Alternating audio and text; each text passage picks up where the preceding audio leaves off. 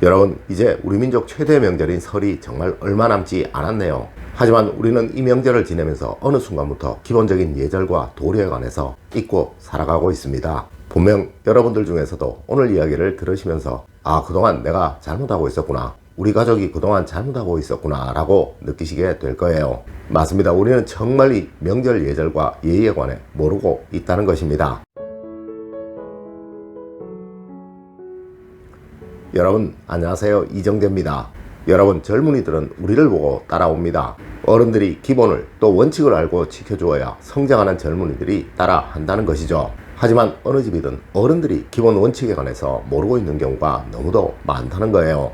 혹시 여러분은 이렇게 하고 계시지는 않으신지 꼭 한번 생각해 보시고 이에 관해 제대로 알고 젊은이들에게 꼭 알려주십시오. 네, 그리고 그 의미에 관해서도 알려주세요. 물론 그냥 지내면 되지 무슨 절차니 예의니 하는 것이 필요 있어 라고 말씀하실지도 모르지만, 여러분의 자녀분들은 이제 곧 결혼도 해야 할 것이며 이제 서서히 다른 집과도 인연을 맺으며 살아가야 할 것입니다. 맞습니다. 원리를 알고 원칙을 알며 지켜야 할 것을 지키는 그 자녀들은 예절 바른 집에서 제대로 성장을 한 자녀들로 인정을 받게 될 것이라는 것이죠. 첫 번째로, 덕담은 윗사람이 하고 나서 하는 것입니다. 여러분, 설날이 추석과 다른 것은 신년인사, 즉 세배를 한다는 것입니다. 하지만 이 세배를 하면서 할아버지 할머니 건강하세요 라고 말하는 그런 가정이 참 많으실 거예요. 네, 이는 예의에 한참 어긋나는 것입니다. 물론 여러분도 부모님께 세배를 하시며 원래 건강하세요 라고 말씀하시기도 할 거예요. 여러분, 예의라는 것은 질서가 있어야 하는 것이며 순서가 있어야 하는 거예요.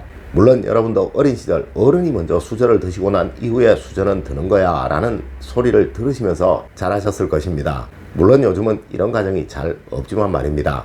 맞습니다. 세배를 마치고 어른이 먼저 덕담을 하시고 난 이후에 그 답으로 아랫사람은 오래 사세요, 건강하세요 라는 식으로 답을 드리는 것입니다. 네, 절대 아랫사람이 먼저 덕담을 하는 것이 아니라는 걸 꼭 아시고 이를 자녀들에게도 알려주시기를 부탁드립니다. 두 번째, 절을 하실 때는 손 모양을 꼭 바로 하셔야 합니다. 네, 이 부분에 관해서는 참 논란이 많으며 아마 여러분들도 어느 분은 왼손을 오른손 위에, 어느 분은 또 반대로 하며 절을 하실 거예요.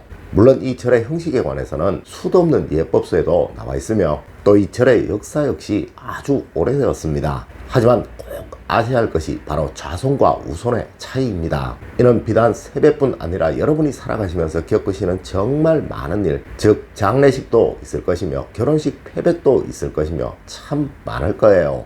여러분, 분명 육아, 즉 성리학에서는 길사에는 왼손이 오른손을 덮는 좌손이 원칙이며 흉사에는 오른손이 왼손을 덮는 우손이 원칙이라고 말하고 있습니다. 하지만 우리의 예절에서는 이것을 지키지 않고 남자는 왼손이 위로 가는 것을 원칙으로 삼고 있으며 또한 여자는 오른손이 위로 가게 하는 것을 원칙으로 하고 있습니다. 아마 여러분들 한의원에 가서 맥을 짚으실 때 남자는 오른손을 또 여자는 왼손을 짚으셨을 것입니다. 네, 이는 우리 음양론에서 말하는 남자는 오른쪽이 강하여 왼쪽을 소중히 여겨야 하며 여자는 왼쪽이 강하여 오른쪽을 소중히 보호해야 한다라는 의미에서 나온 말인데요. 비단 절을 할 때뿐만 아니라 절을 하고 일어서서 손을 모으는 동작 역시 그러하니 이를 꼭 지키시고 자녀분들에게도 이에 관해 알려주시도록 하세요. 세 번째로, 세배는 여러분 순서대로 하는 것입니다. 아마 여러분들 중에는 분명 이런 분들이 참 많으실 거예요. 아버님, 어머님께 세배를 드리면서 아이들 먼저 세배를 시키고 나중에 여러분이 세배를 하는 경우의 분들이 말입니다. 그리고 또한 가족들이 모두 모이지 않고 세배를 하는 경우도 있으실 거예요. 여러분, 이는 정말 잘못된 것입니다. 네, 우리의 예법은 항상 모든 것이 순서대로 지켜져야 하는 것이라는 거죠. 여러분, 명절 제사를 마치시고 가족들이 모두 모이시도록 하세요. 네, 그리고 윗사람부터 순서대로 세배를 하시는 것입니다.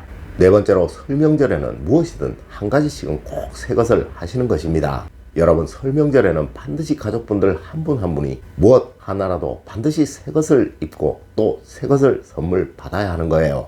아마 여러분들도 어리실 적 설빔이라고 해서 새 옷을 선물 받아 입으셨던 경험이 다들 있으실 거예요.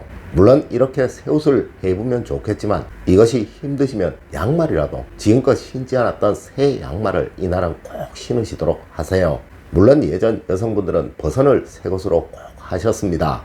여러분, 이것은 새로운 한 해를 새로운 마음으로 시작한다는 의미이며 이제껏의 모든 힘든 모든 어려움이 새로운 기운으로 즐거움 또 행복함으로 바뀌기를 바라는 마음에서 한 풍습이지만 사실 우리 풍수학에서는 이것을 정말 중요하게 생각을 합니다. 하여처는 여러분들에게 이날 반드시 자녀분들에게 작지만 소중한 선물을 하나씩 꼭 하시라고 말씀을 드리기도 하였습니다. 네, 이것을 요즘은 세뱃돈으로 대체를 하기도 하지만 원칙은 자녀의 앞날을 기원하는 덕담과 함께 자녀에게 마음을 담은 선물을 하는 것입니다. 그리고 성장한 자녀들에게 세뱃돈을 주시기에는 좀 껄끄럽기도 하시죠. 네, 하여 어린 자녀들에게는 깨끗한 지폐를 세뱃돈으로 주시고 다 성장한 자녀들에게는 책을 한 권 마음을 담아 선물을 하시도록 하세요.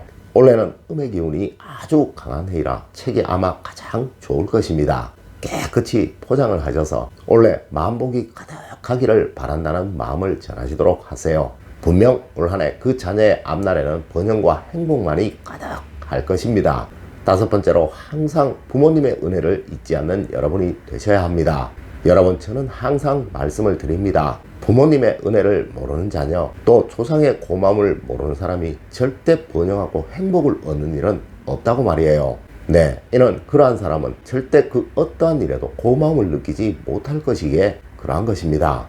여러분, 부모님이 아무리 잘못을 하셨더라도 이미 여러분을 세상에 태어나게 해주신 것만으로도 고마움입니다. 여러분이 지금 행복을 누리시든 또 어려움 속에 계시든 삶을 누리고 계신 것은 분명하니까 말입니다. 혹 부모님께 사무친 것이 있으시거든 올 설날 모두 푸시도록 하세요. 네, 그리고 고맙다 꼭 전하십시오.